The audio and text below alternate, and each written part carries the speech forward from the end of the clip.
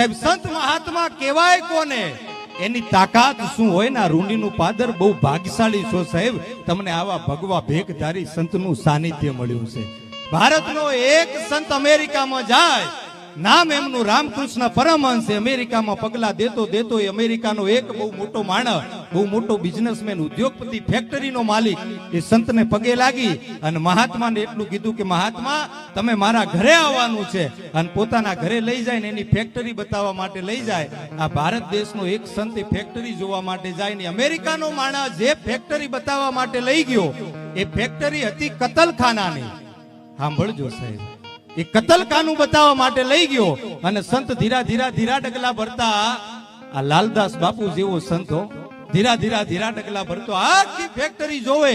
અમેરિકાનો માણસ એ ફેક્ટરી બતાવે કે બાપુ આ જે પેલું મશીન છે ને એમાં કોઈક જીવતું જનાવર નાખીએ ને તો એને મારી નાખે. આ જે બીજું મશીન છે ને એમાં એ મરેલા ઢોરનું ચામડું નોખું કરી દે. અને આ ત્રીજું મશીન છે ને એમાં એના હાડકા નોખા થઈ જાય. બાપુ આ ચોથા મશીનમાં હાડકાનો ઝીણો ઝીણો ભૂકો થઈ જાય.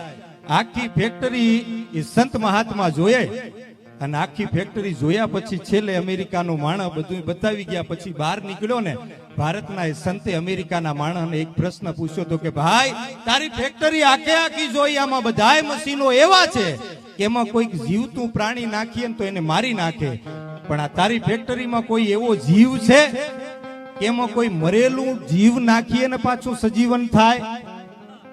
આ ભારતનો સંત બોલી કે તે તો બધાય મશીનો એવા બતાવ્યા કે એમાં કોઈ જીવતું જનાવર નાખીએ મારી દે, પણ કોઈ એવું મશીન ખરું કે એમાં મરેલું કોઈ નાખીએ ને પાછું સજીવન થાય? અને તે દિવસે અમેરિકાનો માણસ અમેરિકાના પાદરમાં બે હાથ જોડી પોતાની આંખો નીચી કરી અને ભગવા ભેખ ધારણ કરેલા સંતને એટલું કીધું હતું કે બાપુ આવું મશીન તો મારી ફેક્ટરીમાં નથી, મારા દેશમાં નથી. અરે દેશની શું વાત કરો તમે, દુનિયામાં ગમે ત્યાં ફરી લ્યો, આવું મશીન તમને ક્યાંય જોવા ન મળે. અને એ દિવસે ભારતનો એક સંત બોલો તો કે સાંભળી લે, તારી ફેક્ટરીમાં ના હોય ને એવું માની લઉં, તારા દેશમાં ના હોય માની લઉં, દુનિયાની વાત કરતો હોય ને તો રહેવા દેજે. જો તારે એવું મશીન જોવું હોય તો આવી જા મારા દેશ ભારતમાં. અને ક્યાંક હિમાલયના ખોપડાની માથે ભારતનો એક સંત ભગવો ભેખ ધારણ કરીને ધૂણો ધકવીને બેઠો. અરે કદાચ હિમાલયમાં જવું ના હોય ને તો આવી જા અમારા ગુજરાતમાં, ને એમાં અમારા બનાસકાંઠા જિલ્લાના રૂંડી જેવા ગામમાં ક્યાંક લાલદાસ બાપુ જેવો ભગવો ભેખ ધારણ કરેલો સંત આગળ ધૂણો ધકવીને બેઠો હોય, હાથમાં કમંડળ હોય અને એની આગળ લાવીને ગમે એવું મરેલું મળદું નાખી દો ને એક અંજળીનો છાંટ કરી અલગ નો નાદ કરે ને તો મરેલા મળદા બેઠા કરી દે એવા સંતો આ જન્મીમાં ભાગ્યા છે. હો સાહેબ, મરેલા મળદા બેઠા કરી દે. આ બાજુમાં તમારી બાજુમાં ઘણું જાજુ જવાની જરૂર નથી સાહેબ. આ કટાવનું પાદર ખાકીજી મહારાજ, તમે કદાચ 200 વર્ષના વાણા વાઈ ગયા, આજ પણ જઈ અને આંબલીના દર્શન કરીએ ને પોતાનું એક માથું ખાલી આંબલીને અડાડી દઈએ ને સાહેબ, બે હાથ જોડી અને સાચી શ્રદ્ધાથી એ ખાકીજી મહારાજના દર્શન કરી દે ને તો ભવો ભવના દુઃખ ભાગી નાખે ને એવો બાવલિયો ખાકીજી મહારાજ.